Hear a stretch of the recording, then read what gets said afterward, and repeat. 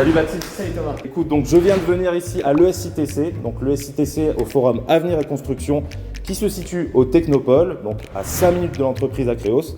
Donc voilà, je suis avec Baptiste qui a préparé cet événement avec une organisation en béton, sans mauvais jeu de mots.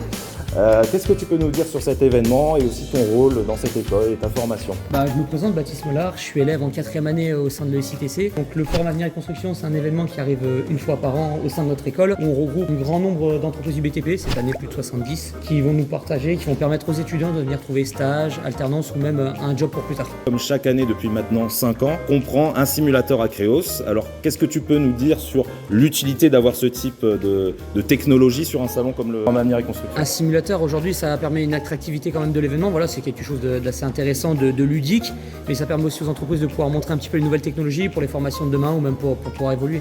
Eh ben, merci beaucoup. Alors Baptiste est également conducteur de pelle à chenille, donc tu es aussi passionné de pelle à chenille. Oui, c'est une passion. Les engins en soi une passion depuis petit, oui. Donc depuis très jeune, tu connais les commandes.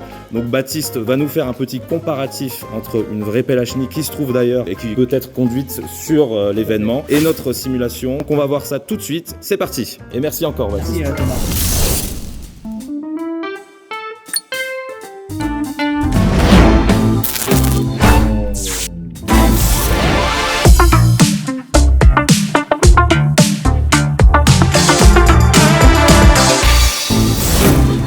Donc là, par rapport à cette journée, donc toi tu vas t'occuper d'accompagner les gens à conduire la pelle à chenille qui est à l'extérieur. La vraie pelle à l'extérieur.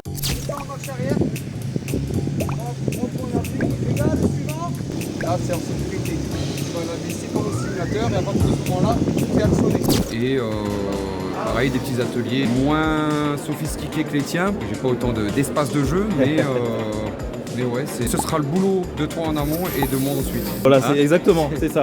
C'est une suite logique. Alors, est-ce que tu as déjà monté sur une vraie pelle à chenille? Oui. Est-ce que c'était dans le cursus de tes études Oui, ça c'était pendant mon stage. J'ai dû faire du terrassement, donc j'ai pu avoir la possibilité de conduire une Ok, pelle à chenille. t'as fait ça dans quelle entreprise? HTP à Gonange. Ok, donc est-ce que c'était le même modèle plus ou moins de pelle que tu as conduit? C'était beaucoup plus petite, mais sinon ça restait le même principe, oui. Donc là on voit déjà que alors normalement on fait dans le sens inverse, mais là on voit que tu as déjà les premiers bons gestes avant de monter sur le simulateur. Oui, après on m'a appris vite fait les bases que je devais apprendre pour le premier terrassement. Au niveau des commandes du simulateur, qu'est-ce que tu en penses? Est-ce que c'est assez similaire, que ce soit au niveau des pédales, des joysticks ou même des autres boutons de commande? Les pédales ça se ressemble vachement. Après les joysticks, moi j'avais une beaucoup plus petite pelle, donc c'était beaucoup plus instable. Mais là honnêtement c'est beaucoup plus stable le simulateur. Petit cadeau, pas de soucis. C'est bien fait parce que ça permet déjà d'avoir une première idée, un premier ressenti sur la pelle. Déjà les textures qui ont l'air vachement réalistes, et les engins, les commandes, ils se rapprochent vachement de la réalité. Mais je trouve que c'est intéressant, c'est qu'on peut voir toutes les situations d'un vrai chantier, on peut les retrouver dans le simulateur et s'entraîner à tout ça.